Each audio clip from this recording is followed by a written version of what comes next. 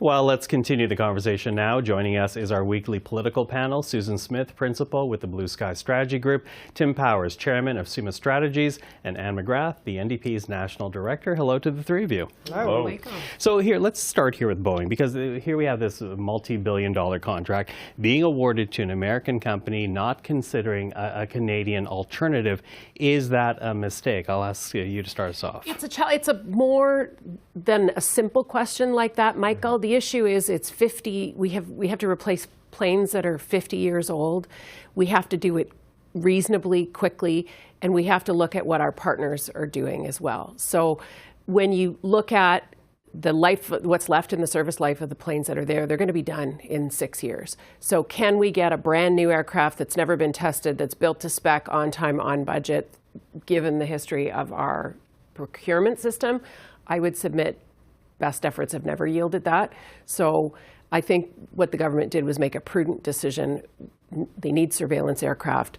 Our allies use the similar aircraft, and it's the fastest way to get new equipment to our people. But the other side is there'll be investment from the company into the Canadian economy. Yeah, which is the argument that we're hearing. Although we've heard from unions, we heard from Unifor, as well as aerospace unions, machinist unions. They wanted a Canadian alternative, and they say this is a huge opportunity missed. What do you say, Dan? Well, and I think that there was it's been headed in this direction for some time, and maybe they should have ripped this bandage off earlier and actually done what they looked like they were going to do anyway. But I think that in particular Unifor and the other unions, they have a point. And the other thing about this is that, you know, there's that whole old saying about in politics, if you're explaining, you're losing. There are a lot of explanations about, you know, it may be that that's what they had to do, but when you have to explain that much about the jobs, the Canadian companies, the geography, all of the things that go into that, I think you got a problem. Mm-hmm. And Tim, and I'm asking you last because you have a dog in the fight on this one. What do you say? Plane. Well, yeah, to your flies. lead in, yes, SUMA represents Boeing, so obviously I have a little bit of a conflict here.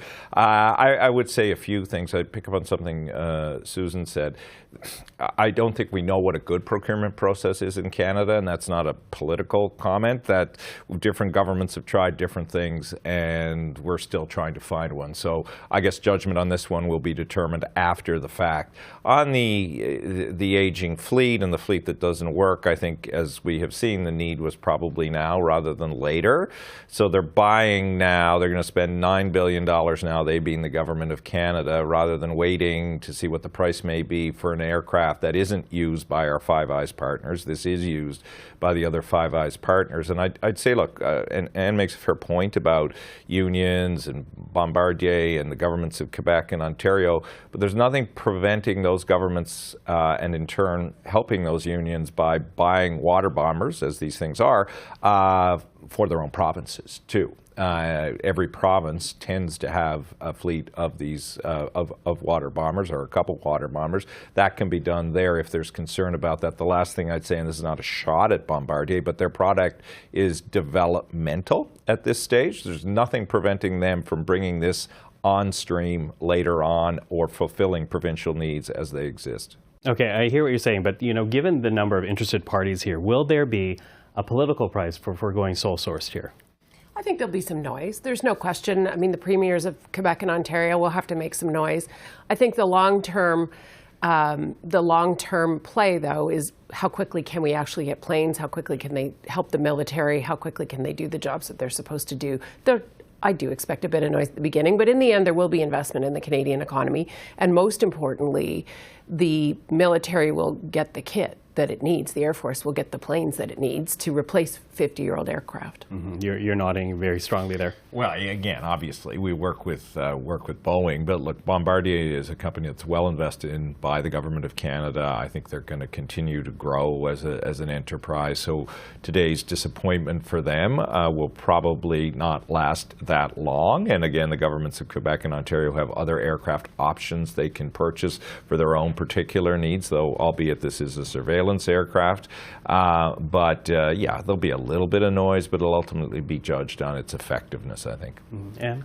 There will definitely be a political price, and it won't be just on this. It's the accumulation. Like it adds to other things, right? So in Quebec and Ontario, there is often a perception that these things don't benefit the people in these provinces. There is a perception that unions aren't consulted enough, and that union advice isn't taken, and those kinds of things. So this particular thing isn't the issue. It's the accumulation of other types of situations like this, and those things add up, and there is a price to pay. Well, speaking of things that potentially adds up, I also want to talk about another government contract, the battery plant being built by Stellantis and LG. Of course, billions of dollars from the federal government, Canadian taxpayer money going towards this project. And then essentially this disclosure that there will be a few hundred, I think 900 total foreign workers that will be fitting this plant. How problematic is that for the government? How should they react to this bit of news, do you think? Well, I think the government of Ontario and the government of Canada are closely watching this. The net new jobs for the Stellantis plant will be 2,500 brand new jobs, and we will end up with a new battery plant, EV battery plant that will, be in place for many, many years.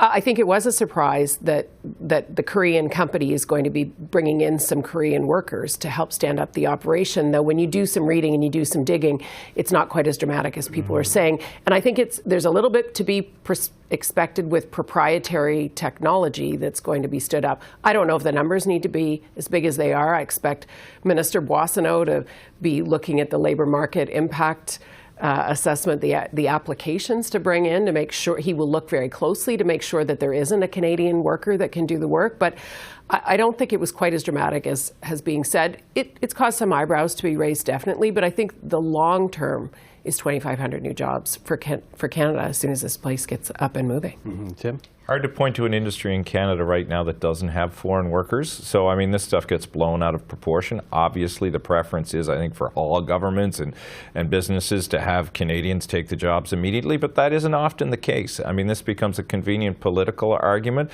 when the reality is our demography is a challenge, our upskilling takes time.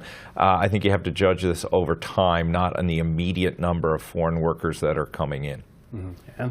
So this is a really big project for southwestern Ontario. We were talking earlier about the Bombardier and regionalism and all of that kind of thing. This is very important for southwestern Ontario, and I think there's a lot of support for it from a number of perspectives. I think, to go to the point of the others, the key thing here is that it was a surprise.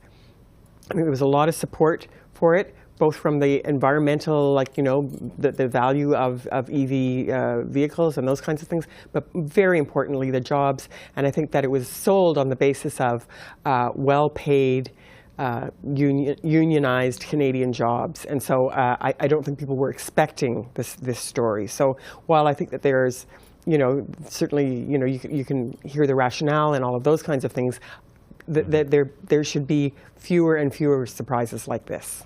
Absolutely, which we've heard a little bit about looking more deeply into it. But before we're completely out of time this week, I also want to talk about Danielle Smith, because without a doubt grabbed headlines as the week started when she invoked the Sovereignty Act. What's your reaction to that? I think that's precisely what Danielle Smith wants to do with the Sovereignty Act, and I think in the end and that's what it's about. This is a dangerous piece of legislation in my view, where a minister or the Premier of Alberta, if they get a thorn in their shoe or a thorn in their side, they can introduce a motion, and if it gets passed, then it goes through several steps before there's challenges. But it's step one is all that they really care about. They want the news, they want the headlines every time they do this.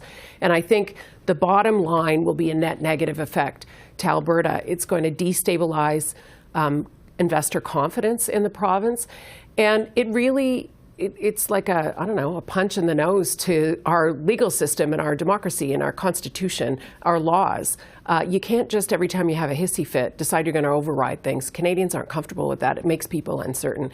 But I think in the end it's going to be a problem for investment in Alberta. People are going to look to more stable jurisdictions. Okay. Yeah, if it isn't more than a show pony, and I think to Susan's point, she often turns the issue of the Sovereignty Act into a show pony. But what else did she do this week? She was hugging François Francois Philippe Champagne. Why? Big investment in Alberta that's going to benefit Alberta and Canada. So if you want to be sovereign on one side and you don't want to, then don't take their money on the other side. So, I mean, the reality is that wherever the check's coming from, I think any premier, be it Danielle Smith or anybody else, will find a way to have an accord. And when you want political distance, sometimes you pick a fight. Yeah, and that's a proud daughter of Alberta. Yes, this is Danielle Smith's own personal weapon that she's going to just use whenever she feels that it'll be politically advantageous for her, and that's what she's doing here. You know, I think it's ridiculous. It makes no sense. It is just like a pet peeve kind of thing, and you know, it goes back to the days of the firewall letter that people know about that was drafted, and you know, I think that she thinks that the people of Alberta are, I don't know what her perception is of the people of Alberta, that they want to always fight with Ottawa. Certainly, it's advantageous from time to time to pick a fight with Ottawa, but pick it over something that is really substantial and that people get. And I think that the problem with some of the things that she's using right now, whether it's the Sovereignty Act or any of the other things that she's talking about, like the Alberta pension plan, these are not things that the citizens of Alberta are clamoring for. So I think that she's making some politically unstrategic moves. Okay. Well, we'll leave it at that. Glad to get your reaction on all of that. So Susan, Tim, and have a great weekend, and thank you. Thank you. Thank you.